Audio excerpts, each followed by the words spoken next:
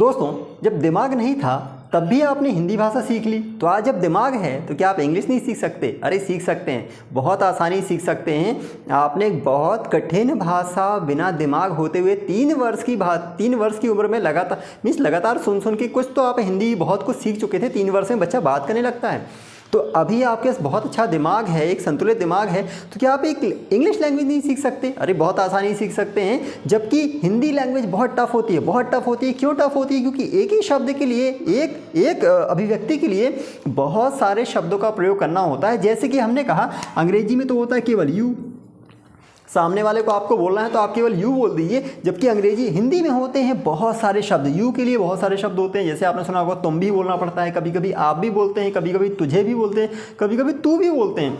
इतने सारे शब्द अंग्रेज को सिखाना पड़ता है कि तू कब, आप कब, तुम्हें कब बोलना है। और अंग्रेजी में तो यू होता है, हाँ थोड़ा योर होता है, ऑब्जेक्टिव जब होगा तो यू हो जाएगा, और जब रिश्ता बताने वाला होगा तो योर होगा, वो हमने बताया क्या कब होता है। लेकिन सब्जेक्टिव रूप में तो अंग्रेजी में केवल यू होता है और हिंदी में तो 4-5 हो जाते हैं। हिंदी आपने सीख ली तो अंग्रेजी क्यों नहीं सीखेंगे? तो अंग्रेजी भी सीख लेंगे। बस आपको सीखने के लिए एक काम करना होगा कि जो वहाँ बटन दिखाई दे रहा है उसको आप सब्सक्राइब कर लीजिए। सब्सक्राइब का बटन है, उसको आप हिट कर दीजिए और बेल आइकन का बटन भी दबा दीजिए, ताकि इस प्रकार के ढेर सारे वीडियोस मिलते रहें और आप उनको देख कर अंग्रेजी सीखते रहें। अंग्रेजी सीखने के लिए मार्गदर्शन की आवश्यकता बहुत होती है, और दूसरा लगातार सुनते रहिए, सुन के उसको बोलते रहिए। अपनी जुबान से तो आपको लगातार बोलना होगा, क्योंकि जुबान आप ही की है। हम यहाँ सबसे अच्छा मार्गदर्शन देंगे, लेकिन भगवान कृष्ण जी ने कहा है, मैं तो तुझे केवल मार्गदर्शन ही दूंगा, चलना तो तुझे ही पड़ेगा, हथियार तुझे ही उठाने पड़ेंगे, मेहनत आपको ही करनी होगी, जुबान आपकी है।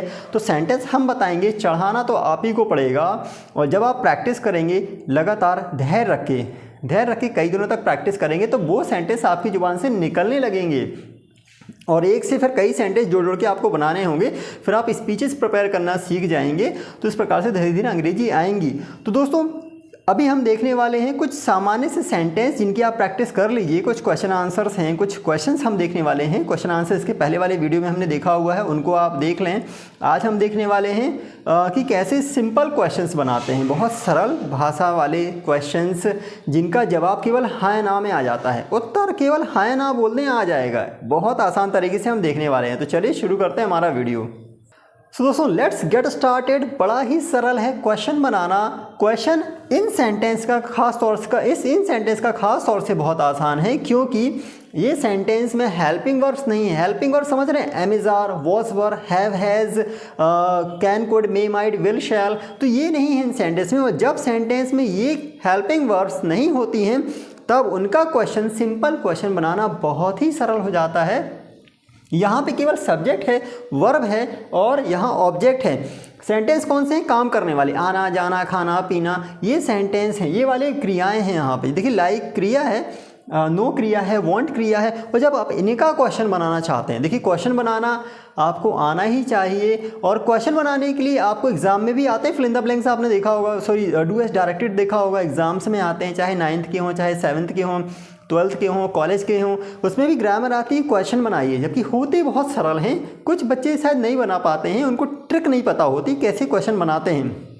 क्वेश्चन बनाने के लिए कुछ नहीं करना होता। यदि सेंटेंस प्रेजेंट का है, बहुत आसान है, एक क्रिया आपको रखनी है और वो क्वेश्चन बन जाएगा। वो एक क्रिया कौन सी है? एक क्रिया है जिसको हम कहते हैं संकट मोचन। बहुत सुंदर सी क्रिया है, शून्य उसका अर्थ है, लेकिन जब किसी के आगे लग जाती है तो उसकी कीमत बढ़ा देती है, उसका मूल्य कई गुना कर देती है, और वो क्रिया है संकट मोचन क्रिया है डू। डू बहुत सुंदर सी क्रिया है। आप तो बस सभी सेंटेंस के पहले डू रखते जाएं, दैट्स ऑल। सब के आगे डू रखते जाएं और क्वेश्चन, सभी सेंटेंस जो हैं वो क्वेश्चन में बदल जाएंगे, और हिंदी निकलेगी क्या, इसका अर्थ यहाँ पे निकलेगा क्या, और सब के सब क्वेश्चन बन जाएंगे। सारे जो वाक्य हैं क्वेश्चन बन जाएंगे। जैसे कि पहले हमने कहा था, यू लाइक इंग्लिश, आपको अंग्रेजी पसंद है, और यदि आप इसका प्रश्न बनाना चाहते हैं तो आप प्रश्न बनाने के लिए आप डू रख दीजिए और सेंटेंस बनेगा डू यू लाइक इंग्लिश, क्या आपको अंग्रेजी पसंद है? Do you like English. Do you know me, क्या आप मुझे जानते हैं? Do you know me. Do you, तो इसका अर्थ निकल रहा है क्या। ये कौन से आंसर, ये कौन से प्रश्न हैं? ये प्रश्न हैं हाँ या ना वाले, जिसमें उत्तर केवल हाँ या ना में आता है। ओके, तो इस प्रकार के क्वेश्चंस के लिए आपको केवल डू डस लगाना होता है और क्वेश्चन आराम से बन जाता है। Do you want to come with me, क्या आप मेरे साथ आना चाहते हैं? Do you want to come with me. Do you want to become a doctor, do you want to become a doctor. दोस्तों हो सकता है यदि आप न्यू लर्नर हैं तो आप इन सेंटेंसेस को एक बार अपने मुंह से ना बोल पाएँ, एक बार में अच्छे से ना आएँ। इनकी कई दिन जब प्रैक्टिस करेंगे तब आप बहुत आसानी से आप बोल पाएंगे। जैसे मैं इसको फ्लुएंटली बोल पा रहा हूँ, do want to become a doctor, do you want to become a doctor, क्या आप एक डॉक्टर बनना चाहते हैं।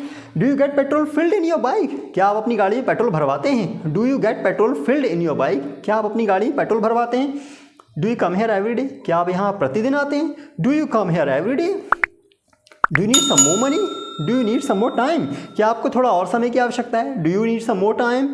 Do you feel it too, क्या आपको भी ऐसा लगता है। Do you feel it too.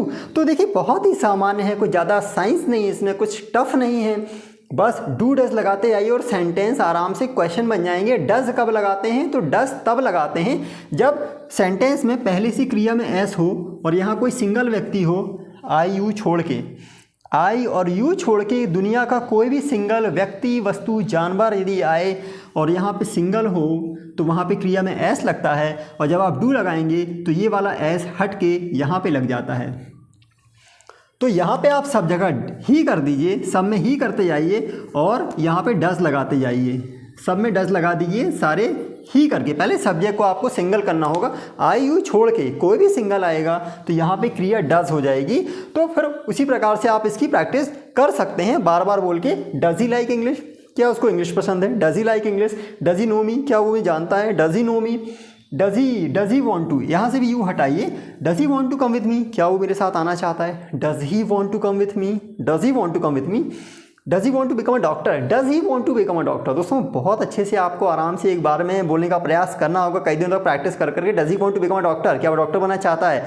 Does he get petrol filled in his bike. Does he get petrol filled in his bike, क्या वो गाड़ी में पेट्रोल भरवाता है। Does he get petrol filled in his bike. Does he come here every day. Does he come here every day, क्या वो यहाँ प्रतिदिन आता है। Does he come here every day.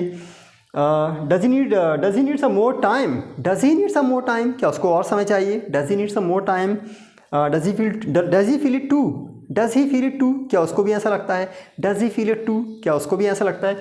तो यहाँ पे आप किसी भी सब्जेक्ट को रखकर उसकी प्रैक्टिस करते आइए और वो जुबान पे चढ़ता जाएगा। सिंगल व्यक्ति हमने कहा है डज लगाना है तो आपको सिंगल व्यक्ति रखना होगा, आई और यू छोड़ के। कोई भी सिंगल हो, चाहे शी हो, चाहे राकेश हो, चाहे कोई भी हो, आप यहाँ किसी का नाम भी रख सकते हैं। कोई भी सिंगल व्यक्ति हो आप यहाँ डस लगाएंगे, और सिंगल नहीं है, एक से ज़्यादा है तो फिर डू ही आता है, सिंपल। तो बहुत ही सरल तरीका है। इस प्रकार के ढेर सारे सेंटेंसेस प्रैक्टिस के लिए हमने डिस्क्रिप्शन बॉक्स में दिए हुए हैं। डिस्क्रिप्शन बॉक्स में आप सेंटेंस को बोल बोल के कई दिनों तक प्रैक्टिस करते रहिए। ऐसे सेंटेंस हैं वो जो कॉमन आम जीवन में बहुत कॉमनली बोले जाते हैं। ऐसे सेंटेंस की लिस्ट डिस्क्रिप्शन बॉक्स में है दोस्तों, उनकी आंसर के साथ हमने दिए हुए हैं, उनकी प्रैक्टिस करें और कई दिनों बाद एक अंतर आप देखेंगे, छोटा सा अंतर। दोस्तों अंग्रेजी सीखने के लिए हमने आपसे कहा है आप हर चीज़ को एक बार में ना सीखें। यदि हर चीज़ को एक बार में सीखने का प्रयास करेंगे कुछ नहीं सीखेंगे, आप कहीं नहीं पहुंचने वाले। एक बार में एक काम को करना है, एक बार में एक चीज़ को सीखना है, प्रैक्टिस करनी है, 2-3 दिन तक लगातार प्रैक्टिस करनी है, फिर नई चीज़ उठा के उसमें प्रैक्टिस करनी है। ऐसे करते करते आप काफ़ी हद तक बहुत कुछ आपके पास आ जाएगा, सब आ जाएगा एक एक करके। तो आई होप एक छोटा सा वीडियो आपको बहुत अच्छा लगा होगा। यदि आप चैनल पर नए हैं तो चैनल को जरूर सब्सक्राइब करिएगा, लाइक करिएगा, शेयर भी करिएगा। तो अभी तक वीडियो को देखने के लिए आपका हृदय से बहुत बहुत धन्यवाद। Thank you very much. जय हिंद, वंदे मातरम।